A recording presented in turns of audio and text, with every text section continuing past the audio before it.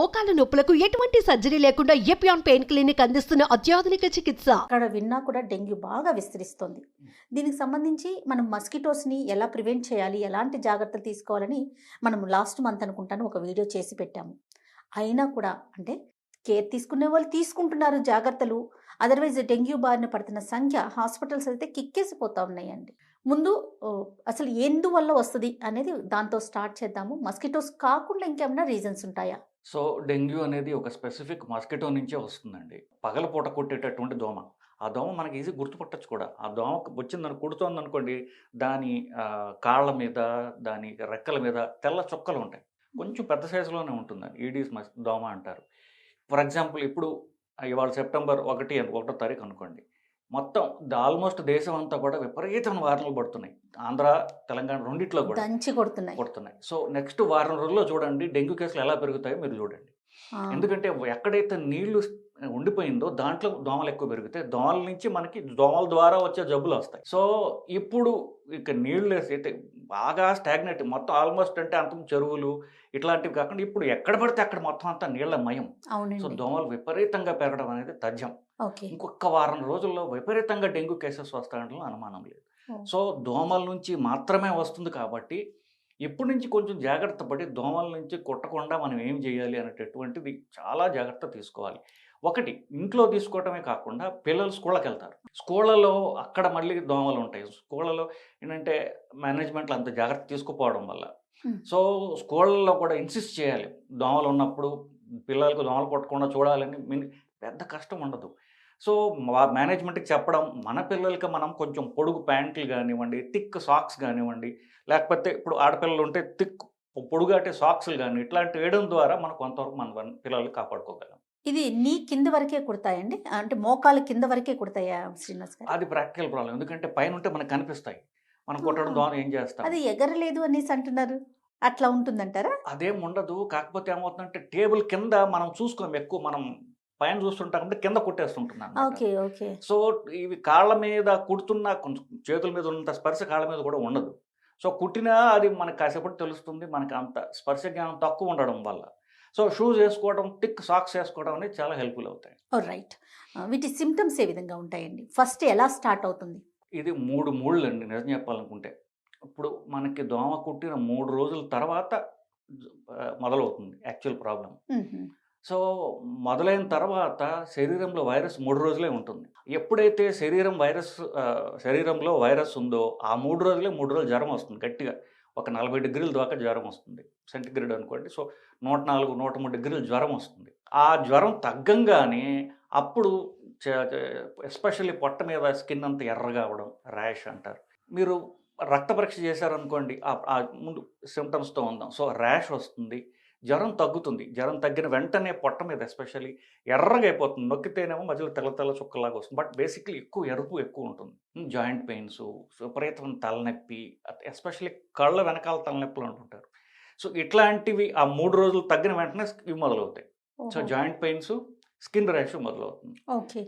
రక్త పరీక్ష చేయించారనుకోండి, అప్పుడు ప్లేట్లెట్స్ చూసుకుంటే అప్పుడు తగ్గడం మొదలు పెడుతుంది. సో ప్లేట్లెట్స్ బాగా తగ్గిపోతాయి అన్నమాట. జనరల్గా ఎలా ఆలోచిస్తున్నారు అంటే ఫీవర్ వస్తుంది, ఒక 3 డేస్ మీరు అన్నట్లుగా హెవీ సిమ్టమ్స్ ఉంటున్నాయి, టాబ్లెట్లు వేసుకుంటున్నారు, తగ్గిపోతుంది. అంటే ఫీవర్ తగ్గిపోయింది కదా, టెంపరేచర్ కంట్రోల్లో ఉంటుంది. ఎవరీ 6 అవర్స్కి ఒకసారి మెడిసిన్ వేసుకోవటం వలన. కానీ వన్స్ టెంపరేచర్ తగ్గిపోయింది కదా అని నెగ్లెక్ట్ చేస్తుంటే మళ్ళీ 4th డే ఫీవర్ రావటం, అప్పుడు వెళ్ళి టెస్ట్ చేసుకొని ఆ రిపోర్ట్ వచ్చి చూసుకునేసరికి ప్లేట్లెట్స్ చాలా డౌన్ అయిపోతూ ఉన్నాయండి. సో బ్లడ్ టెస్ట్ అనేది ఎప్పుడు చేయించుకోవాలంటారు ఈ ఫీవర్ వచ్చినప్పుడు? సో జనరల్గా మీరు చెప్పినట్టు మొదట ఇప్పుడు 80% మందిలో జ్వరం వచ్చి తగ్గిపోవచ్చు, లేదా మైల్డ్ సిమ్టమ్స్ ఉండొచ్చు, తెలియట్లా. సో ఇది 80% మందిలో డెంగ్యూ వచ్చిన వాళ్ళలో 80% మందిలో. ఆ 20% మందిలో మాత్రము ఈ బ్లడ్ ప్లేట్లెట్స్ తగ్గిపోవటము ఇవన్నీ కూడా ఉంటాయి. సో జ్వరం వచ్చినప్పుడు జ్వరం టాబ్లెట్లు వేసుకుంటారు, అది తగ్గంగానే జ్వరం తగ్గింది అనుకుంటారు. అది స్కిన్ ర్యాష్ ఏమి లేకపోతే అసలు పట్టించుకోరు. అవునండి. కానీ ఆ 20% మందిలో ఎప్పుడైతే స్కిన్ ర్యాష్, జాయింట్ పెయిన్స్ తగ్గట్లేదు అప్పుడు డాక్టర్ దగ్గరికి వెళ్తారు. సో బెటర్ ఏంటంటే 3వ రోజు 4వ రోజు జ్వరం తగ్గిన వెంటనే రక్త పరీక్ష చేయించుకోవడం అనేది అవసరం అండి. కంప్లీట్ బ్లడ్ పిక్చర్ అంటారు. ఇది చెప్పిన వెంటనే చాలా చోట్ల ప్లేట్లెట్స్ చేయరు కూడా. సో ప్లేట్లెట్స్ కావాలి అని ఇన్సిస్ట్ చేయాలి. ప్లేట్లెట్ కౌంట్ ఒకసారి ఏంటంటే ప్లేట్లెట్ బాగానే ఉన్నాయి అని రాస్తాడు, అడిక్వేట్ అని రాస్తాడు. బాగానే ఉంటాం కాదు, నాకు కౌంట్ కావాలి అని ఇన్సిస్ట్ చేయాలి వాళ్ళకి. ఆహాహా. ఇన్సిస్ట్ చేసి ప్లేట్లెట్ కౌంట్ తెలిసింది అనుకోండి, ఇప్పుడు 3వ రోజు ప్లేట్లెట్ కౌంట్ ఇంత, తర్వాత తగ్గింది అనుకోండి, ఆ ముందు ఎంత ఉందో తెలియాలిగా మనకి. Yes yes. So first platelet count చేయించుకోవడం అవసరం. ఆ తర్వాత జనరల్లీ రోజు చేయించుకోమని చెప్తారు. కనీసం 2-3 రోజులకైనా ఒకసారి ప్లేట్లెట్ చేయించుకుని తగ్గుతుందో లేదో చూసుకుని, తగ్గుతుంటే కనుక డాక్టర్ని కలవడం అనేది చాలా చాలా చాలా అవసరం. ఎంతవరకు ఉంటే హెల్దీ అండి కౌంట్ అనేది? ఫస్ట్ ఇప్పుడు మీరు అన్నట్లుగా 3వ రోజు తర్వాత టెస్ట్ చేయించుకున్నారు, కౌంట్ అనేది ఎంతవరకు ఉండాలి? సో ఇదొక పాయింట్ అండి. ఇప్పుడు ప్లేట్లెట్స్ తగ్గుతాయి కానీ అది న్యాచురల్గా ఇంకొక 3 రోజుల్లో అది పెరిగిపోతుంది. సో ప్లేట్లెట్స్ తగ్గిపోతున్నాయి అంటే ఇప్పుడు చాలామంది డాక్టర్లు కూడా ఏం చేస్తారంటే ప్లేట్లెట్స్ తగ్గిపోతున్నాయని కంగారు పెట్టేస్తారు. బేసిక్లీ ప్లేట్లెట్స్ తగ్గిపోతున్నాయి, రక్తం మీకు అంటే రక్తస్రావం అయిపోవచ్చు, రక్తం బ్లీడింగ్ అవ్వచ్చు అని బ్లీడింగ్ ఇట్లాంటి కంగారు పెడతారు. బేసికలీ 3 రోజుల తర్వాత తగ్గిన ప్లేట్లెట్స్ మళ్ళీ న్యాచురల్గా నార్మల్గా ఎక్కువైపోతాయి, పెరిగిపోతాయి అవి. అంటే మన బాడీ అది తయారు చేసుకోగలుగుతుంది. ఇప్పుడు ఏంటంటే ఇప్పుడు వైరస్ ఉండేది 3 రోజులేనండి. ఆ వైరస్ని చంపే క్రమంలో మన శరీరం అతిగా రియాక్ట్ చేస్తుంది. ఓకే. ఆ రియాక్ట్ చేసే అంటే దానికి వైరస్ అంతకుముందు తెలియదు కాబట్టి, అంటే స్పెసిఫిక్ వైరస్ తెలియదు దానికి. సో ఏదో వైరస్ వచ్చేసిందని చెప్పేసి మొత్తం అంటే సైన్యం అంతా దాని మీద తోలేస్తుంది అనమాట, దాన్ని చంపేస్తుంది, బాగానే ఉంది. కానీ సైన్యం ఎక్కువైపోయింది కాబట్టి ఏమిటి అది మొత్తం ప్లేట్లెట్స్, వైరసే కాకుండా ప్లేట్లెట్స్, రక్తనాళాలు, గుండె, లివరు అన్నిటిని డ్యామేజ్ చేస్తున్నది. సో ఇది మన శరీరమే మన్నే డ్యామేజ్ చేసే క్రమం అనమాట. మన శరీరమే మన ప్లేట్లెట్స్ని చంపుతుంది. దీనికి అర్థం అవుతుంది 3 రోజుల తర్వాత, ఓహో ఇంత అవసరం లేదని తగ్గించేసుకుంటాం. సో ఆ ప్లేట్లెట్స్ నార్మల్గా వచ్చేస్తాయి. సో 3 రోజులు ఆగగలిగితే చాలు. 3 అంటే రఫ్గా చెప్తున్నాం, 3 to 4 days, ఒక వారం రోజుల దాకా కూడా ఉండొచ్చు. వారం రోజుల దాకా ప్లేట్లెట్స్ తగ్గి ఉండొచ్చు. ఓకే. బట్ స్టిల్ నార్మల్గా పెరిగిపోతాయి. కౌంట్ సంఖ్య చెప్పలేదు. ఇప్పుడు అసలు క్వశ్చన్, ఇప్పుడు ఎంతవరకు తగ్గితే ప్లేట్లెట్స్ డేంజరస్? మామూలుగా 3 లక్షలు అట్లా ఉందనుకోండి, 1,00,000-1,50,000 దాకా పడిపోయినా ప్రమాదం లేదు. 20,000 కంటే తగ్గితేనే అది ప్రమాదం. అంటే 20,000 కంటే ప్లేట్లెట్స్ తగ్గితే, 3 లక్షలు ఉండాల్సింది 20,000 కంటే తగ్గితే అప్పుడు రక్తస్రావం అవుతుంది. ఇప్పుడు హెల్తీ పర్సన్కి ఎంత పర్సంటేజ్ ఉంటుందండి? యూజువల్లీ చెప్తారంటే 1,50,000-2 లక్షల దాకా ఉంటాయండి. 3 లక్షల దాకా కూడా ఉండొచ్చు. యావరేజ్ 1,50,000-2 లక్షల దాకా ఉంటాయి. 2 లక్షల నుంచి 20,000 దాకా వచ్చినా కూడా పర్వాలేదు.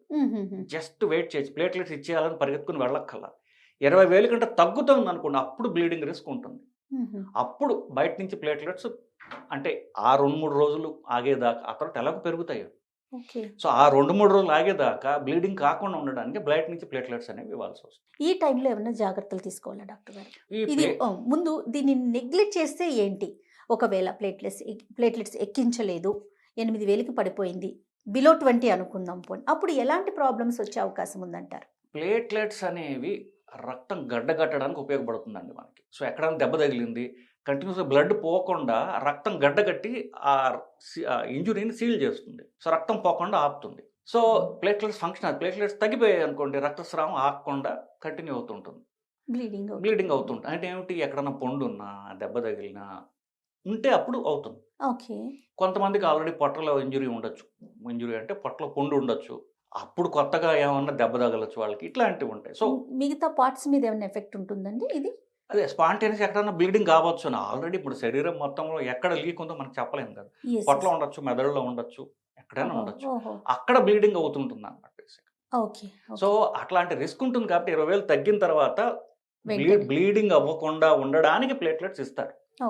అది 3-4 రోజులు 20,000 దాకా వచ్చేదాకా మనం ఆగగలిగితే శరీరం మళ్ళీ తయారు చేసేసుకుంటుంది, నార్మల్ అయిపోతుంది. ఇక్కడ మేలు ఫీమేల్ అనే జెండర్ని ఏమన్నా కౌంట్ చేస్తారండి? అంటే పర్సనాలిటీ స్ట్రాంగ్గా ఉండటానికి, కౌంట్స్ తగ్గటానికి కానీ పెరగటానికి కానీ, లేకపోతే ప్లేట్లెట్స్ తీసుకోవాలనుకునేటప్పుడు కూడా మెయిల్ ఫీమేల్ అనేది ఏమన్నా ఉంటుందండి?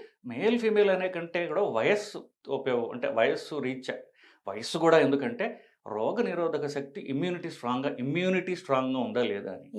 ఇప్పుడు ఆడవాళ్ళకి వాళ్ళు జనరల్గా ఫ్యాట్ కంటెంట్ ఎక్కువ ఉంటుంది, ఎక్సర్సైజ్ అనేది చెయ్యరు, సో వాళ్ళ ఇమ్యూనిటీ వీక్గా ఉంటుంది. సో ఫర్ ఎగ్జాంపుల్ ఒక 60 ఏళ్ళ లేడీని తీసుకుని 60 ఏళ్ళ మగవాడిని తీసుకున్నారనుకోండి, వాళ్ళది కొంచెం రోబస్ట్గా ఉంటారు మగవాడు.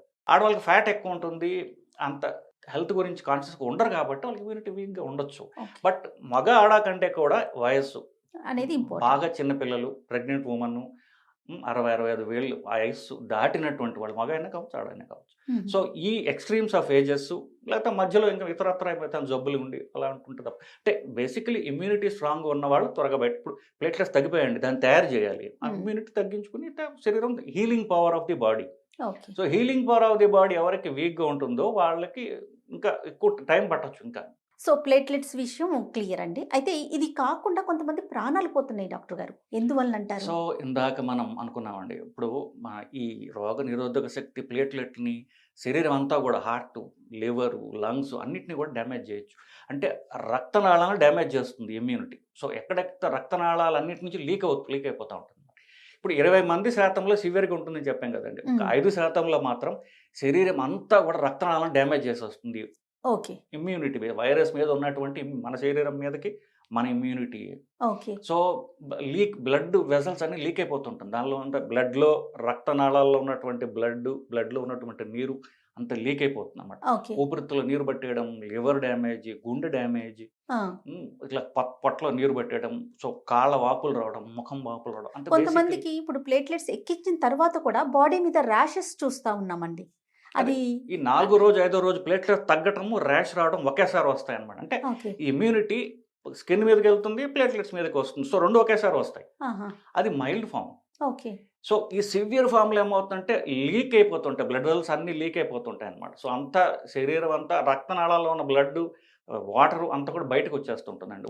మొత్తం ఊపిరితిత్తుల్లో, లంగ్స్లో, హార్ట్లో మొత్తం అంతా బయట. ఇది 100 మందిలో 5 మందికి వస్తుందండి. ఇది సివియర్ డెంగ్యూ. అది నిజంగా ప్రాణాంతకమైంది అది. ఓకే.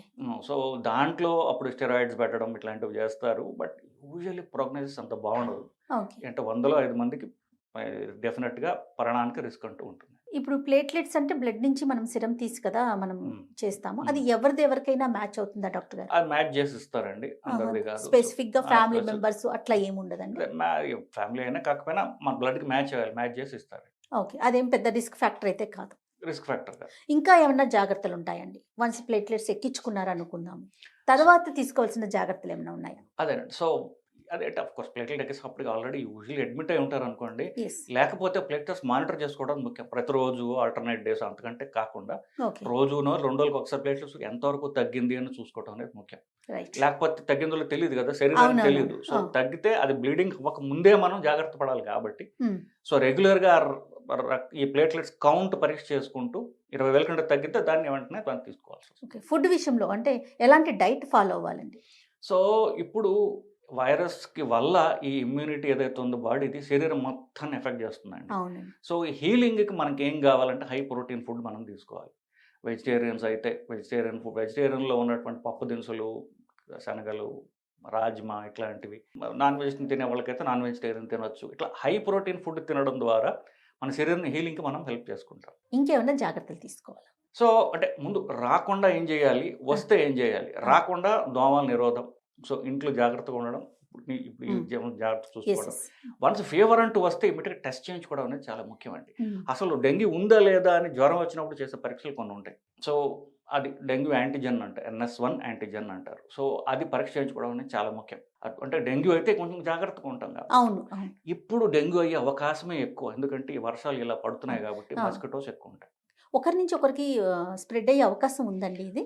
ఒకళ్ళ నుంచి ఒకరి కంటే ఒక ఇంట్లో ఆ దోమ తిరుగుతూ ఉన్నప్పుడు ఎక్కువ మంది కుట్టే అవకాశం ఉంది.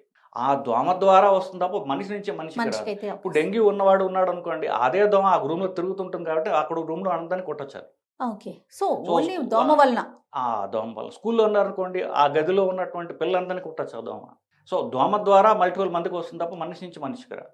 ఏదేమైనా దోమలను అరికట్టడం అనేది మన చేతిలో ఉంది కాబట్టి మ్యాక్సిమం ఎంతవరకు కేర్ తీసుకోగలిగితే ఈ డెంగ్యూ నుంచి కొంతవరకైనా మనం రాకుండా జాగ్రత్త తీసుకోవచ్చు. అవునండి. అంతే కదండి? అంతే. రైట్ అండి. Thank you Srinivas. నమస్కారం.